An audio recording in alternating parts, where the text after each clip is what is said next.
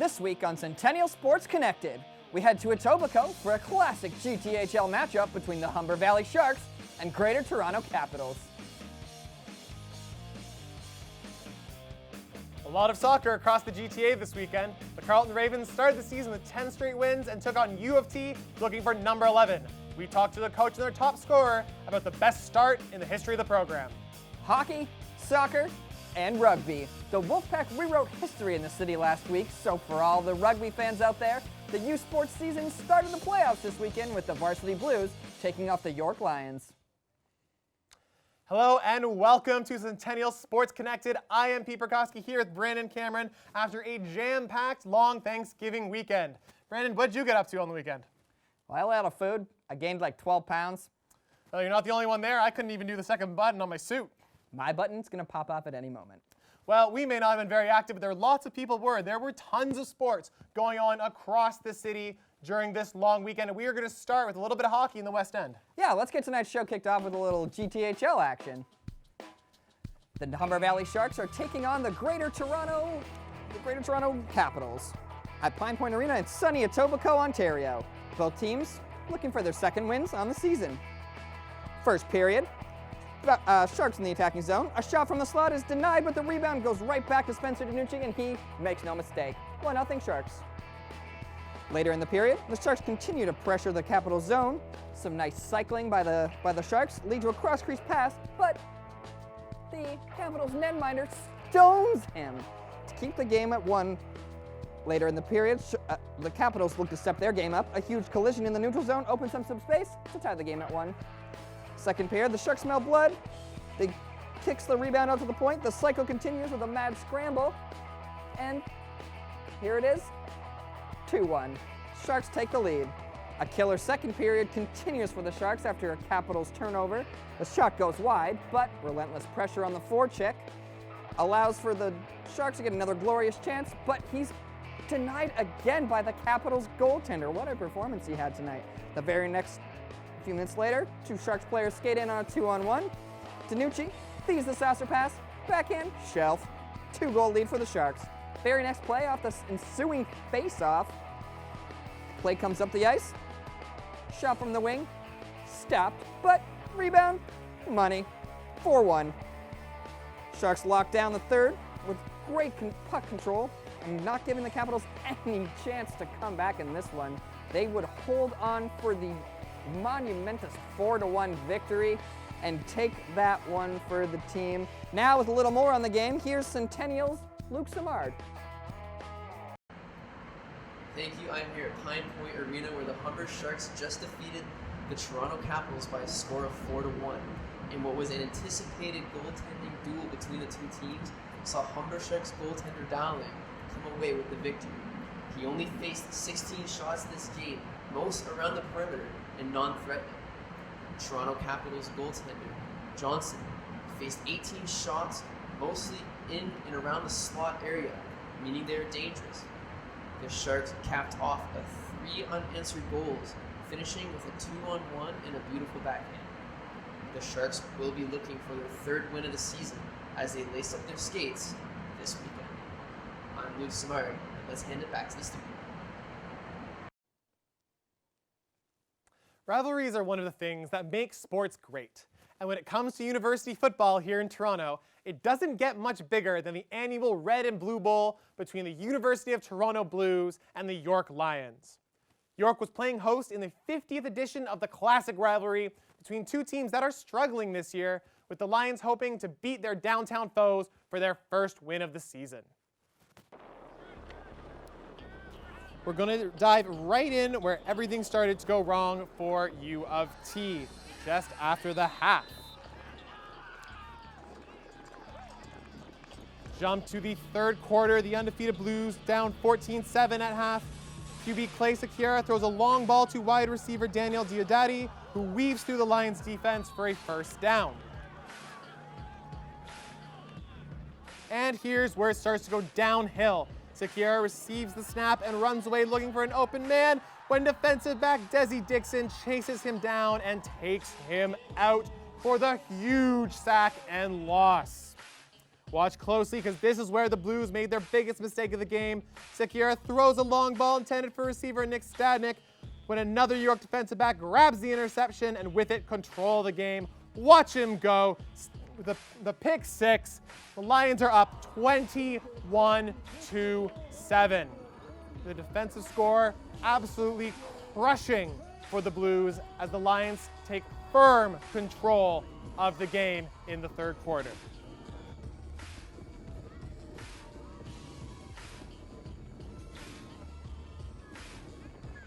Fourth quarter, Brent Hunchak pitches off to Brian Deans, who runs in for another Lions TD. York's fourth of the game, now leading the Blues 31-7. An absolute stranglehold here in the red and blue game. U of T looking for the comeback late in the fourth on second down. Matthew Duffy with the throw into the end zone for receiver Michael Lehman, but it is batted incomplete thanks to York's defense. Some great coverage there in the secondary. The Blues with another attempt to score, this time on third down. Duffy takes the snap. He takes another shot at the end zone. This time it is complete to Will Corby, who scores the second TD of the game for U of T. The point after attempt is good, but it is not enough. The comeback falls well short. York University breaks the Varsity Blues undefeated streak with a 34-10 win, claiming this year's Argo Cup. York outgained U of T by a wide margin, 387 yards to 247. They led in both passing and rushing yards. A dominant performance by the Lions.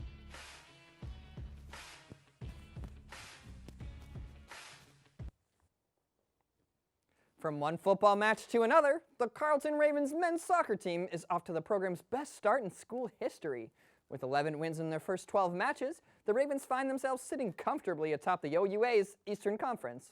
Our very own Tyler Mulligan was lucky enough to catch up with Ravens head coach Kwesi Looney and top scorer Stefan Karajovanovic before their weekend matchup against U of T to talk about the growth of the university game, the early season success, and what it means to them to play at the university level. Well, I find that all the players now that are coming in are much more technically sound. There's much better coaching now at the youth levels.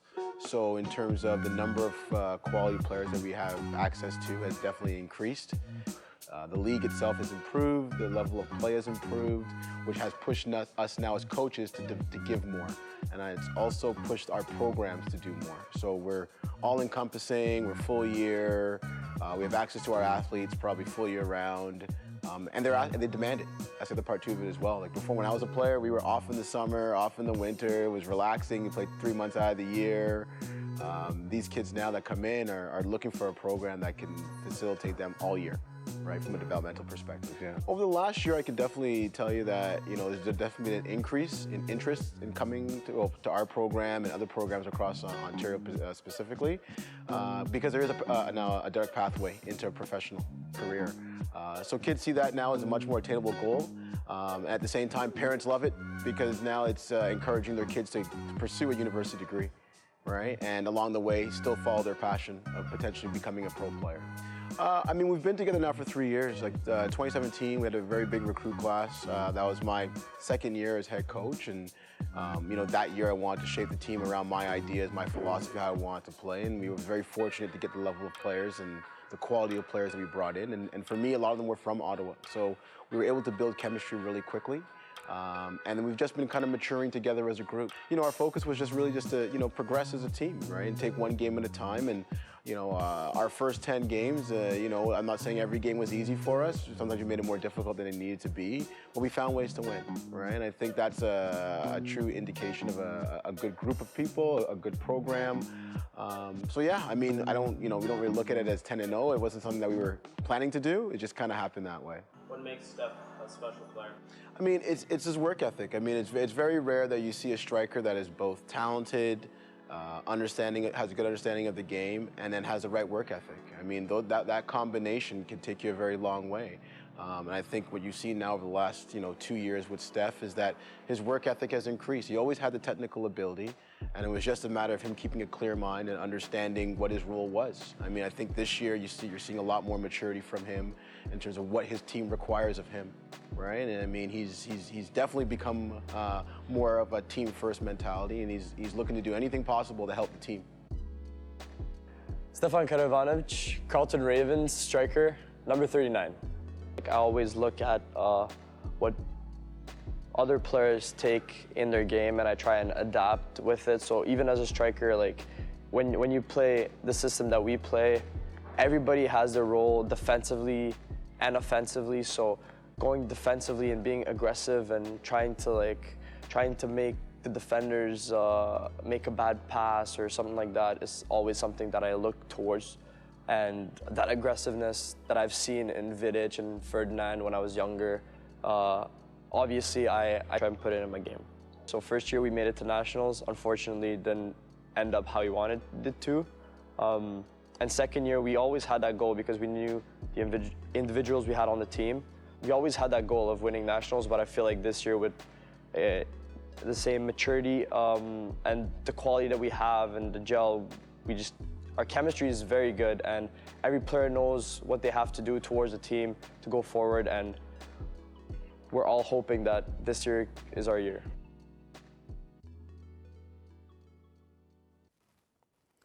So let's just see how the 10-1 Ravens fared in the weekend contest against the 9-1 Varsity Blues.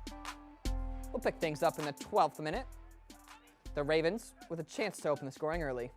A strike from just outside the box takes a favorable bounce and finds the boot of Carlton winger Dario Conte. Though the U of T keeper was able to make a diving save to keep the score level in the early going. Fast forward to the 26th minute now, a questionable challenge gives Toronto the set piece from just outside the 18-yard box. Blues forward Patrick Swittergall was elected to take the kick, but skied the ball 10 feet over the bar, but through the permanent uprights. The match still scoreless. The Ravens would open the scoring in the 39th minute thanks to an incredible individual effort from Scott Mazzota. The third-year forward was able to tuck his shot from the bottom right corner to make it 1-0 Carlton just before the half. Carlton had a chance to extend their effort in the early going of the second half, but a fantastic defensive effort from the Blues defender Mark Barbuto kept the Ravens' lead to just one. Picking things up in the 90th minute now, 3-0 Ravens, the game all but over. The incoming corner takes a few bounces before dropping in front of Jacob Doro. The Ravens improve to 11-1 on the season and take back sole position of first place in the East. From U Sports to the OCAA, Durham College has played host to the Fleming Knights on Friday evening. With the season coming to a close, the 2017 provincial champions Durham needed a win on Friday night in order to secure a place in the top two heading into the playoffs. Pierre Sands has more.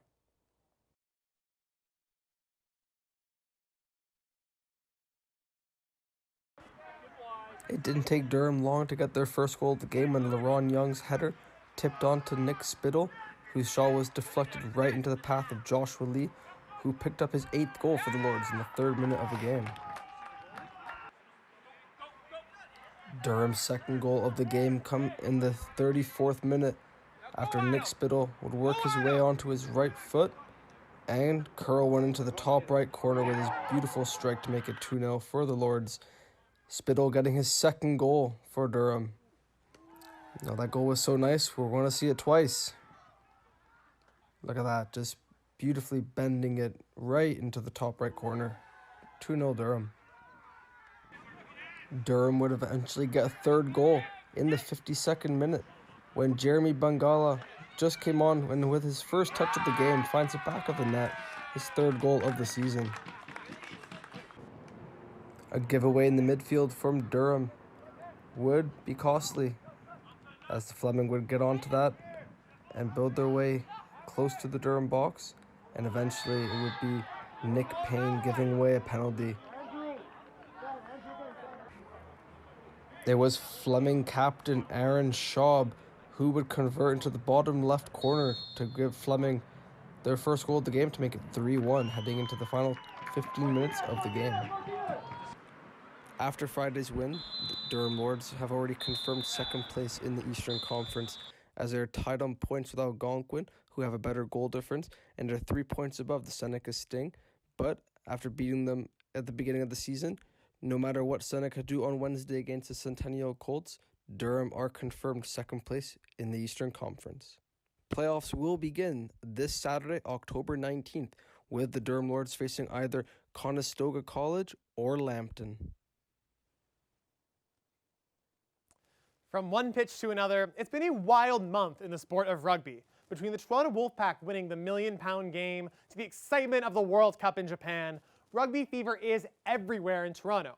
For fans looking to get a piece of the action, the U Sports Rugby playoffs are underway, and the ladies of the U of T Varsity Blues were taking on their crosstown rivals, the York Lions, on Thanksgiving weekend. Now we'll bring you to the York Alumni Fields. The hometown York Lions take on the U of T Varsity Blues in the OUA Constellation semifinal.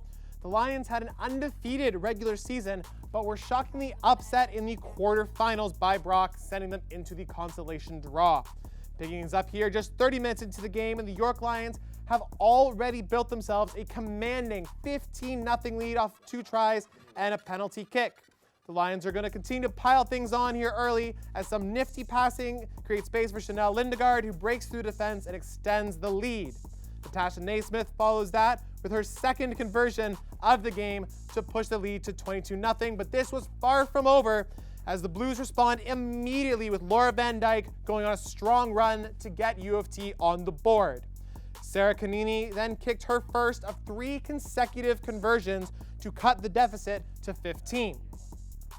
Early in the second half, an excellent drive down the right side got U of T within range of another crucial try, and Nicole Butkovich was able to convert to make the score 22-14. Then the unlikely comeback continues as reigning OUA Athlete of the Week, Kadi Dacko, powers her way across the line for yet another try. On the conversion, a bit of drama.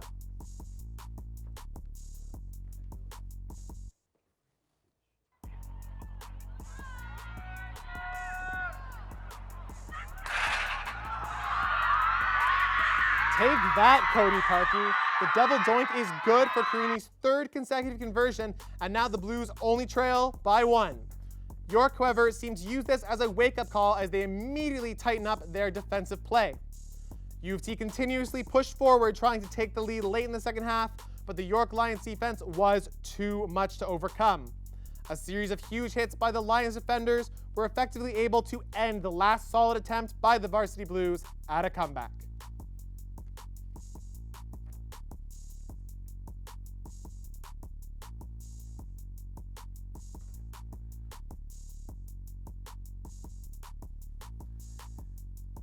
From there, the defense turns into offense for the York Lions. A collection of passes put the Lions in great position before Natasha Naismith was able to break a tackle and charge in for the late go-ahead try.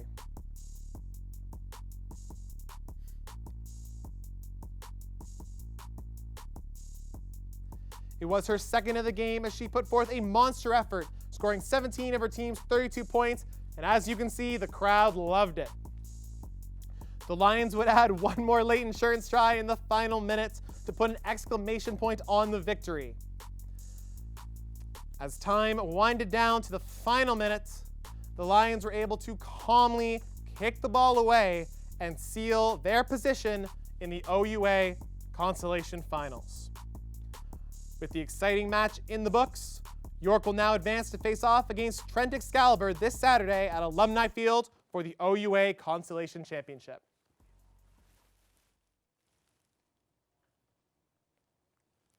Wow, so much great action over this weekend. I'm certainly very thankful for that. Brandon, what are you thankful for? Well, I'm thankful my aunt cooked us Thanksgiving dinner because honestly, I can barely cook pasta myself. Well, maybe U of T should take a page out of your book because they could barely pass the ball on this. Maybe they would have won something this weekend if they could. It couldn't hurt. Yeah, they lose in rugby, they lose in football, they lose in soccer. Not a great weekend for the Blues. It's a common theme with the U of T, I guess, eh? Losing. Just a little bit, yeah. But that is all the time we have here for Centennial Sports Connected. I'm Pete Borkowski for Brandon Cameron. We'll see you next week.